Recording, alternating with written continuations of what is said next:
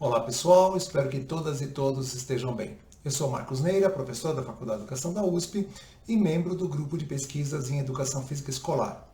É um coletivo majoritariamente composto por professoras e professores que atuam na educação básica, realizam experiências pedagógicas e produzem conhecimento sobre a perspectiva cultural da educação física, também chamada Currículo Cultural da Educação Física ou simplesmente Educação Física Cultural.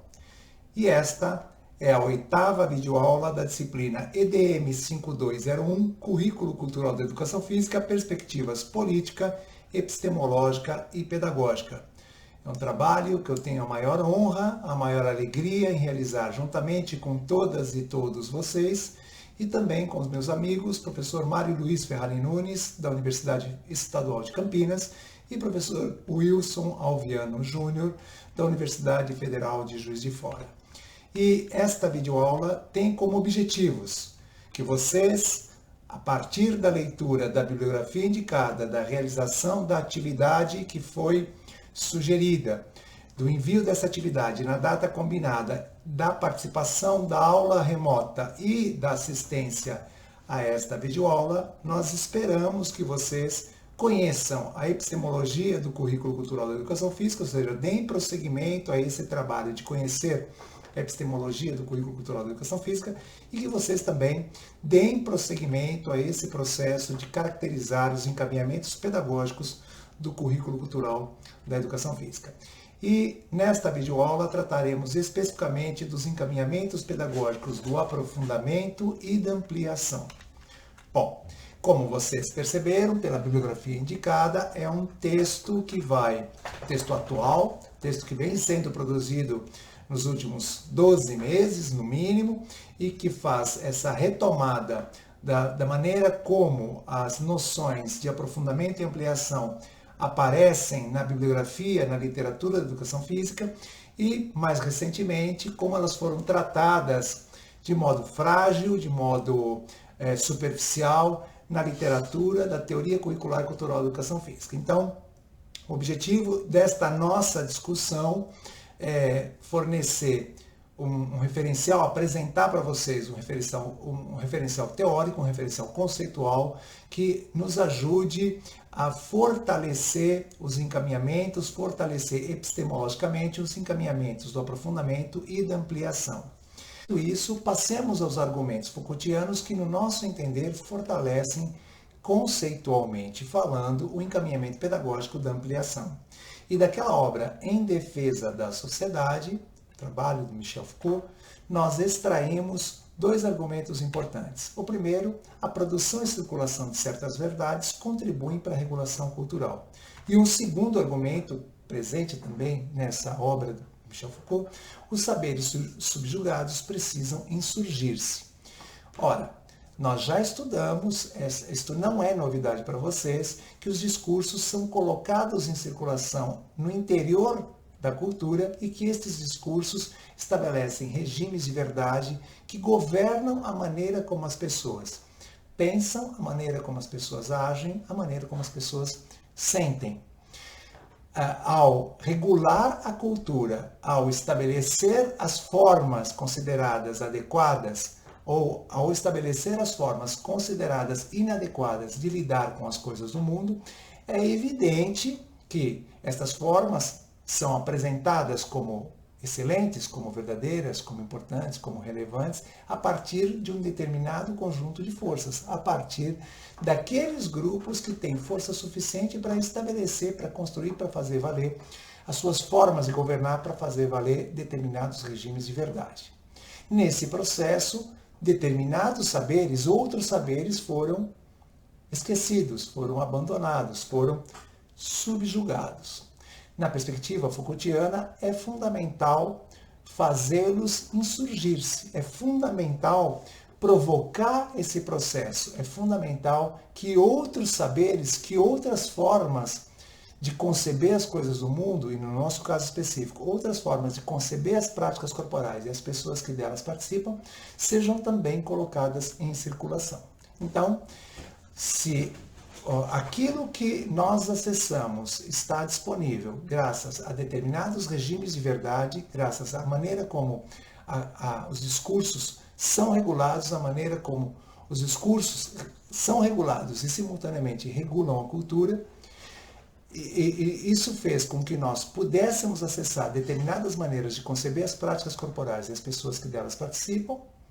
Nós podemos também criar condições para que outras maneiras de conceber as práticas corporais, para que outras maneiras de conceber, de pensar as práticas corporais e as pessoas que delas participam também possam ser colocadas em circulação.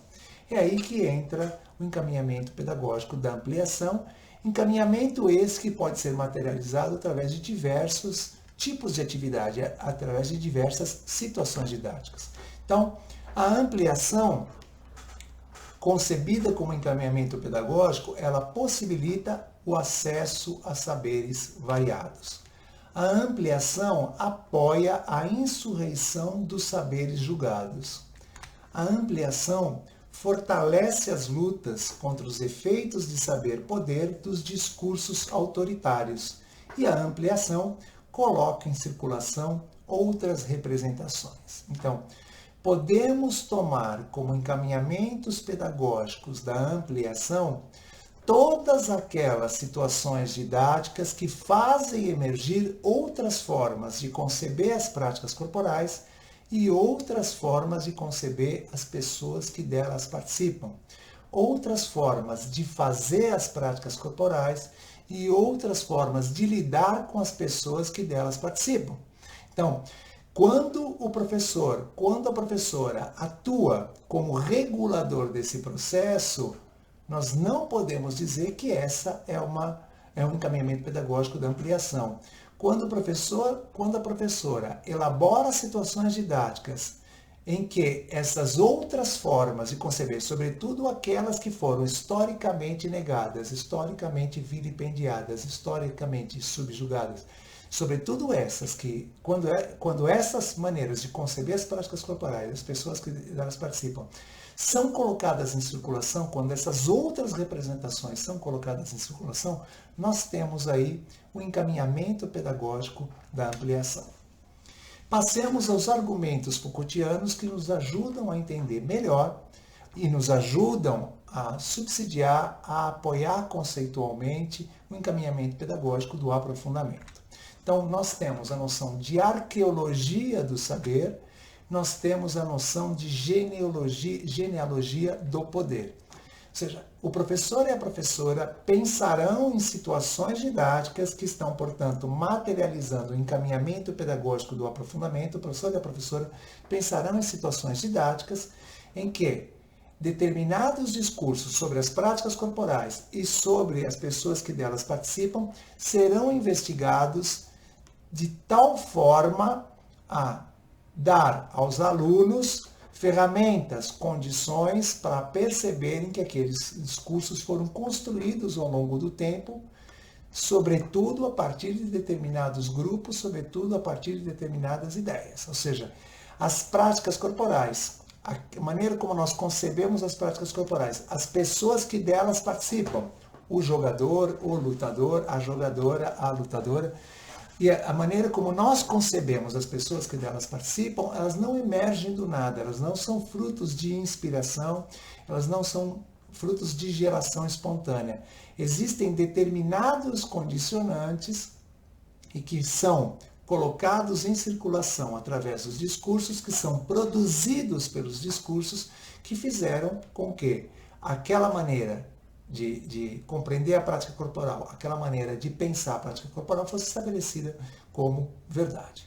Então, o exercício do aprofundamento é fazer uma arqueologia daquele conhecimento que foi produzido sobre a prática corporal. Então, é muito interessante nesse processo a gente poder investigar como que essa prática corporal foi se transformando. É muito interessante nesse processo a gente poder investigar junto com as crianças por que determinada prática corporal tem certos adereços, por que determinadas regras e não outras, por que determinados locais onde ela acontece e não outros, por que determinados tempos em que ela acontece e não outros. Ou seja, há uma série de interrogações que podem ser feitas àquela prática corporal e que serão acessadas, não as respostas verdadeiras, mas esse processo de transformação das respostas ao longo do tempo. Ou seja, determinadas narrativas sobre a prática corporal em determinadas épocas foram apresentadas de uma maneira, em outras épocas de outra maneira, em determinado contexto, em determinado território de uma maneira, em outro território de outra maneira. O exercício da genealogia já é diferente, é aquela ação que o professor organiza, aquela ação didática que o professor empreende para que as crianças, jovens, adultos e adultas, idosos e idosas que frequentam a educação básica possam perceber como atua o poder na produção de determinadas formas de ocorrência daquela prática corporal, na produção de determinadas maneiras de funcionamento, de organização, de desenvolvimento daquela prática corporal e também nas maneiras como as pessoas que dessa prática corporal participam, das pessoas que com elas se envolvem, como elas são produzidas, como elas são concebidas pelos demais e por elas próprias. Ou seja, como atuou o poder para produzir, como atuaram as relações de força para produzir determinados significados, para produzir determinadas formas de entender aquela prática corporal. Então, a arqueologia dos discursos e a genealogia do poder, a arqueologia dos conhecimentos sobre aquela prática corporal, como ela foi se transformando ao longo do tempo, e como operam as relações que vêm de diversos lugares, como operam as relações para a produção daquela maneira de conceber, de fazer, de realizar e de sentir, e de como as pessoas se sentem ao praticarem essa brincadeira, essa dança, essa luta, esse esporte ou essa ginástica. Então, esse processo todo pode ser concebido como uma atitude arquigenealógica. E uma atitude arquigenealógica nada mais é do que uma forma de investigação de discursos e saberes. Ou seja, quando nós pensamos naquela movimentação que já estudamos na disciplina, quando nós pensamos naquela movimentação da problematização e da desconstrução, é justamente nas atividades de ampliação e especificamente nas atividades de aprofundamento que elas serão mobilizadas. Ou seja, é a interrogação que é feita, ou seja, a problematização daquilo que está naturalizado e a desconstrução dos discursos sobre aquela prática corporal que são operados, a problematização e a desconstrução são operadas especificamente no encaminhamento pedagógico do aprofundamento. Então, problematizar e desconstruir no currículo cultural da educação física não são encaminhamentos pedagógicos. Eles acontecem, a problematização e a desconstrução acontecem, na maioria das vezes, durante o encaminhamento pedagógico de aprofundamento, e é possível que aconteça também durante o encaminhamento pedagógico da ampliação. Mas lembrando, que isso aparece na bibliografia recomendada para essa semana, lembrando que o aprofundamento e a ampliação podem, inclusive, acontecer em simultâneo. Podem acontecer de maneira separada, mas também podem acontecer em simultâneo, a depender da situação didática, a depender de como o professor concebeu a situação didática. Bom, dito isto, é importante observar, a partir dos argumentos Foucaultianos, observar especificamente o aprofundamento. O aprofundamento é aquele encaminhamento pedagógico que se materializa em situações didáticas que questionam a ideia de essência de uma prática corporal. O aprofundamento atenta aos discursos que regulam a prática corporal. O aprofundamento problematiza as formações discursivas a respeito da prática corporal. O aprofundamento busca compreender os discursos que interferiram no seu surgimento e nas suas transformações. E o aprofundamento procura conhecer os mecanismos de dominação e controle.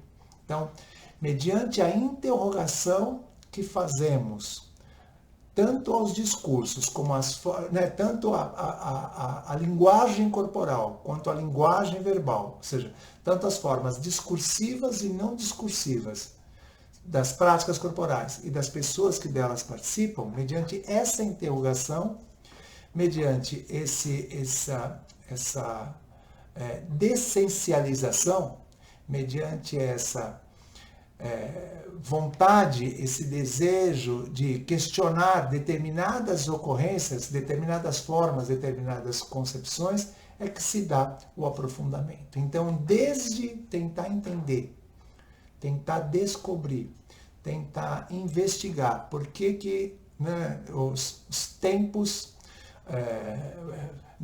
de ocorrência de determinadas práticas corporais se alteram, por que a numeração aparece, por que os cartões aparecem, por que determinados gestos ou técnicas num determinado momento são aceitos como válidos, em outro momento não são mais aceitos, por que em determinados bairros certas brincadeiras são realizadas de uma maneira e em outros bairros são realizadas de outra maneira. Ou seja, há uma série infinita de interrogações que os estudantes, as estudantes e os estudantes podem fazer as práticas corporais, que qualquer leitura da prática corporal vai suscitar uma série de dúvidas, questionamentos, curiosidades, interesses em compreendê-la melhor. Tudo isso pode ser traduzido no encaminhamento pedagógico, pode ser traduzido em ações que façam referência ao encaminhamento pedagógico do aprofundamento. Então, tentar compreender melhor aquela prática corporal, tentar compreender por que aquela prática corporal acontece dessa forma nesse momento, quais foram as transformações que ela sofreu, como ela foi concebida em outros momentos, etc. Tudo isso nos ajuda a pensar melhor, a compreender melhor e a fazer leituras mais elaboradas dessa prática corporal, aí incluídas as pessoas que dela participam ou que a menosprezam ou que a ignoram, ou seja, todos os sujeitos ao redor da prática corporal participam de alguma forma dessa ação, portanto, eles são também objetos do nosso interesse, objetos do interesse das pessoas que estão lá estudando as práticas corporais. Em suma, para que nós possamos reduzir ao máximo essa discussão e para que possa ficar, pelo menos por enquanto, alguma ideia do que vem a ser o aprofundamento. Então, o aprofundamento nada mais é do que um conjunto de ações que o professor e a professora podem desenvolver, que apresentam, que disponibilizam, que oferecem, que fazem circular conhecimentos que permitam compreender melhor aquela prática corporal. E nesse processo, o professor e a professora acabam regulando os conhecimentos, regulando os saberes, regulando os significados, regulando as apresentações.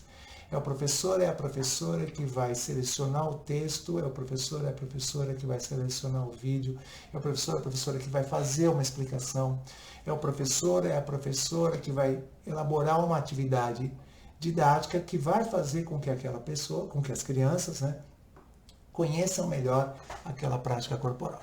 É o professor e a professora que vai recomendar os sites, é o professor e a professora que vai selecionar os materiais.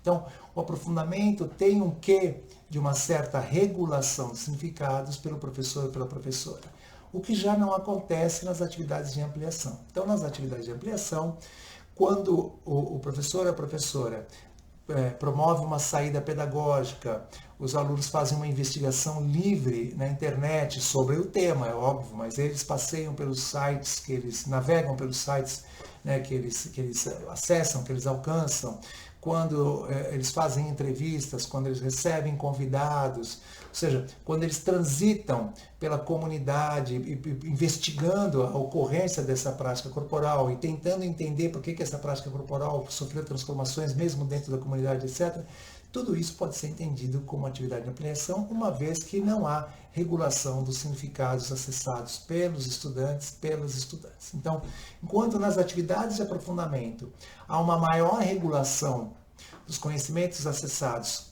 pelos estudantes, pelas estudantes, nas atividades de ampliação, são atividades pedagógicas, no sentido lato do termo, mas também são atividades que favorecem o acesso a outros saberes, favorecem o acesso a outras representações, favorecem o acesso a outros significados, normalmente aqueles que não são controláveis pelo professor e pela professora, e especialmente aqueles que são subjugados, ou seja, saberes que estavam até então esquecidos pela academia, saberes que estavam até então esquecidos pela cultura escolar e que foram acessados mediante atividades de ampliação. Então, como vocês podem entender, o aprofundamento e ampliação fogem um pouco daquele primeiro conjunto de encaminhamentos pedagógicos: mapeamento, vivência, leitura da prática corporal e ressignificação.